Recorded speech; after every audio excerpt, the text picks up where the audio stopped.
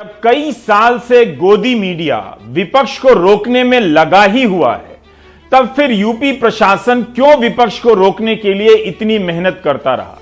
उत्तर प्रदेश के लखीमपुर खीरी इलाके में पक रही राजनीतिक खीर के बारे में बताएंगे। ऐसे में सवाल ये कि कहीं ऐसा तो नहीं कि विपक्ष को लखीमपुर खीरी में मौका दिख रहा है। लखीमपुर खीरी में जो हुआ उसे लेकर सियासी भूचाल मचा हुआ है। क्या लखीमपुर की घटना का राजनीतिकरण करने की कोशिश हुई? यस कहना है 90% दर्शकों का, नो कहना है 10% दर्शकों का। ये जो चेहरे आपको दिखाई दे रहे हैं, जैसे ही इन्होंने देखा कि किसानों की जान चली गई है, सब दौड़े दौड़े लखीमपुर की तरफ दौड़ने लगे। क्यों? क्योंकि सबको सियासत नजर आ रही थी। उत्तर प्रदेश में कुछ महीने बाद चुनाव है, तो सबकी सहानुभूति निकलकर सामने आई। लखीमपुर का सच क्या है? आज सुबह से आपने न्यूज चैनल्स को इससे पटे हुए देखा। राजनेताओं को आज आपने आलती पालती मारकर सड़क पर बैठते हुए देखा, एक गाड़ी जलती हुई देखी। लेकिन सत्य क्या है वो शाम 7 बजे अमीश देवगन आज आपको आर पार में मुमकिन बताने है जा रहा है कि कई लोगों को विपक्ष का इस तरह से रोका जाना गलत नहीं लगा होगा। ऐसे लोगों को अब गलत लगता ही नहीं है।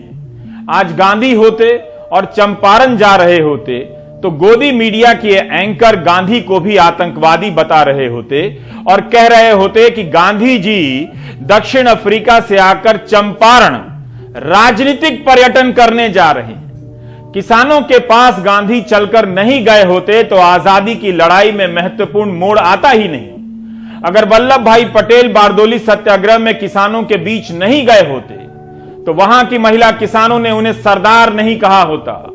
गोदी मीडिया ने आपकी नजरों में लोकतंत्र की हत्या की प्रक्रिया पूरी कर दी है। ये खीर नेताओं को इतनी स्वादिष्ट लग रही है कि हर पार्टी का नेता इसे खाना चाहता है, लेकिन इस खीर में इंसानों का खून मिला हुआ है। इस कहानी में बहुत सारे ट्विस्ट हैं। सियासत में मौत भी एक मौका होती है। मुझे कहते हुए तकलीफ हो रही है, लेकिन यही सच्चाई है कि सियासत के लिए मौत भी एक मौका होती है। फिर जब मौत किसान की होती है और सिर पर चुनाव हो, तो आप समझ लीजिए इस मौके की कितनी जरूरत होती है। उत्तर प्रदेश पुलिस ने जब प्रियंका गांधी वाड्रा के काफिले को रोका तो बिल्कुल एक फिल्म की शूटिंग की तरह वहां बहुत सारे कैमरे चालू हो गए और प्रियंका गांधी वाड्रा ने लोकतंत्र और संविधान के नाम पर बड़ी बड़ी बातें करनी वहां पर शुरू कर दी। पुलिस वालों को कानून समझाया, ठीक वैसे ही जैसे कोई अभिनेता या अभिनेत्री लाइट कैमरा एक्शन के बाद डायलॉग डिलीवरी शुरू कर देता है। गोदी मीडिया इस पूरी प्रक्रिया को हल्का करता रहा और आप नागरिक होने की अपनी जवाबदेही से हल्के होते रहे। एक बोगस तर्क को स्वीकार करते रहे कि विपक्ष राजनीतिक पर्यटन कर रहा है। लखीमपुर की लड़ाई अब राजनीतिक पर्यटन में बदल चुकी है। हर बार की तरह हर नेता बस किसी भी तरह लखीमपुर खीरी पहुंचकर वहां से अपने लिए वोटों की फसल काटना चाहता है। इस समय हर नेता के सामने चुनौती यह है कि किसी भी तरह लखीमपुर खीरी पहुंच जाए। कांग्रेस की नेता प्रियंका गांधी वाड्रा सबसे पहले इसमें वहां उन्होंने लीड ले ली। वो सबसे पहले पहुंचना चाहती थी और उन्हें सबसे पहले ये समझ में आ गया कि ये बड़ी खबर है और यहां पर राजनीति की बहुत गुंजाइश है, इसलिए वो सबसे पहले पहुंच गई। दरअसल पर्यटन ये लोग कर रहे थे जब विदेशी सांसदों को भारी सुरक्षा के बीच श्रीनगर में घुमाया गया। कभी इसका पता कीजिएगा, किसी रहस्य से यह घटना कम नहीं। 2019 के अगस्त में श्रीनगर एयरपोर्ट से विपक्ष को दिल्ली वापस कर दिया गया। वे देसी होकर कश्मीर नहीं जा सके, ये विदेशी होकर कश्मीर घूमते रहे। जब भी आपके भीतर विपक्ष मारा जाएगा, विदेशी घूमने आएगा। लखीमपुर खीरी में इस समय राजनीति की भट्टी पर ऐसी खीर पक रही है जिसमें वोटों की मिठास है। नेताओं को यह खीर बहुत मीठी लग रही है और इस खीर को हर नेता खाना चाहता है। समाजवादी पार्टी के नेता अखिलेश यादव, मायावती, प्रियंका गांधी वाड्रा, राष्ट्रीय लोकदल के नेता जयंत चौधरी और ममता बनर्जी की पार्टी के 5 नेताओं ने भी आज लखीमपुर खीरी जाने की पूरी कोशिश की। हालांकि वहां धारा 144 लागू होने की वजह से उन्हें पहले ही रोक दिया गया। आप ही कहते हैं कि राजनेता घर बैठ गए। जब वे घर से बाहर आते हैं तो घर में नजरबंद कर दिए जाते हैं, तब आप ही कहते हैं ये पर्यटन करते हैं। ये कमाल है। इसके लिए गोदी मीडिया को दीजिए धन्यवाद। आपके भीतर और देश में विपक्ष को खत्म करने की प्रक्रिया को वैधता मिल चुकी है। इस खुशी के मौके पर आप 110 रुपए लीटर पेट्रोल भराते रहिए। कि ये लोकतंत्र है, ये किसानों का भी उतना ही है जितना हमारा है, लेकिन ये किसान देश के लोगों के लिए बनी सड़कों को इस तरह कैसे जाम कर सकते हैं, कैसे इन पर कब्जा कर सकते हैं, ये गलत है। ये किसान या प्रदर्शनकारी सड़क पर और हेलीपैड पर कब्जा करके कैसे इसे लोकतांत्रिक विरोध कह सकते हैं? आपने हेलीपैड पर भी कब्जा कर लिया, सड़क पर भी कर लिया, क्या यह लोकतांत्रिक विरोध है? लखीमपुर खीरी में इतने सारे सिख किसान आखिर कहां से आ गए? ये तो ऐसा इलाका है जहां सिख किसान है ही नहीं, तो ये सारे सिख किसान आखिर कहां से आए? आपने तस्वीरों में भी देख लिया होगा।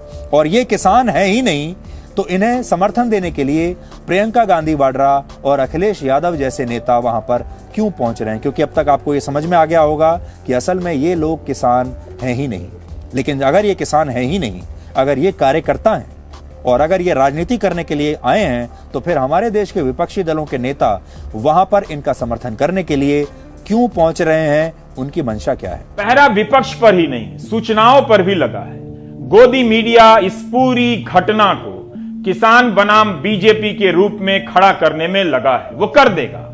एक बड़े हिस्से को समझा दिया गया है कि ये लोग किसान नहीं हैं। जो ऐसा मानते हैं वे ये सवाल तक नहीं करते कि जो किसान नहीं है वो किसानों के मुद्दे के लिए क्यों 10 महीने से आंदोलन कर रहे हैं और जान दे रहे हैं। क्या इतना आसान है? जिस दौर में विपक्ष का विपक्ष होकर कहीं पहुंचना असंभव हो, उस दौर में किसान की जगह नकली किसान बनकर कोई कैसे 10 महीने से आंदोलन कर सकता है? बहुत सारे नाटकीय वीडियो आज ट्रेंड कर रहे हैं, जिनमें से एक ही है ये वीडियो। आज हम आपको पूरा दिखाएंगे, जिसमें वो देश के लोगों को शायद कुछ संदेश देना चाह रही हैं। तो प्रियंका गांधी वाड्रा का ये वीडियो भी आपने देख लिया, लेकिन हमें यह लगता है कोशिशें तो अच्छी हैं, परिश्रम भी किया जा रहा है, लेकिन ये सब कुछ उत्तर प्रदेश चुनाव में वोट पाने के लिए हो रहा है। और आने वाले दिनों में आपको और ऐसे वीडियोस देखने को मिलेंगे और ऐसी घटनाएं देखने को मिलेंगी। 3 अक्टूबर के दिन प्रियंका गांधी किसी तरह से पीड़िता के परिवार से मुलाकात कर सकी थी। ठीक 1 साल बाद वे इस कमरे में बंद हैं और सफाई कर रही हैं।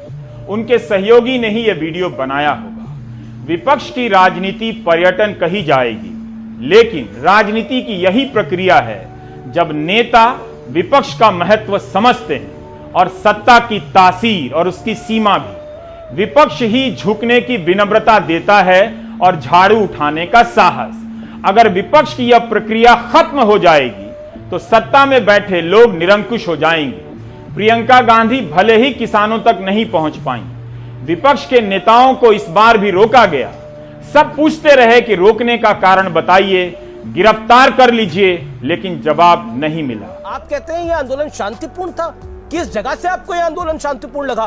पहले 26 जनवरी को जो नंगा नाच हुआ वो देश ने देखा। उसके बाद पंजाब के अंदर टावर तोड़ दिए गए, मोबाइल टावर तोड़ दिए गए, वो सबने देखा। देखिए, ये कहीं पे भी आंदोलन शांतिपूर्ण तरीके से शुरुआत से नहीं चला। तो हर नेता को अपना जिंदाबाद का नारा वहां पर लगवाना है। तो इस तरह से तय किया जा रहा है कि आप इस घटना को कैसे और कितना देखेंगे। गोदी मीडिया के जरिए विपक्ष और आंदोलन के खिलाफ माहौल बनाया जाता है, जिसका फायदा उठाकर प्रशासन विपक्ष को ही नजरबंद कर देता है, इंटरनेट बंद कर देता है। किसी की भी मौत दुखद है। जिन 4 लोगों की मौत बाद में हुई, उनकी भी मौत कम दुखद नहीं है। लेकिन किसानों पर गाड़ी चढ़ाने की घटना को बाद की घटना से बराबर नहीं किया जा सकता है। क्या यह सत्ता का पर्यटन है या सत्ता का अहंकार है? किसी को देश से ही निकालने की बात हो रही है तो किसी को लखीमपुर खीरी से निकालने की धमकी दी जा रही है। पूरे देश को नेताजी का मोहल्ला बना दिया गया है। इसके साथ ही समाचार बुलेटिन समाप्त हुआ। नमस्कार।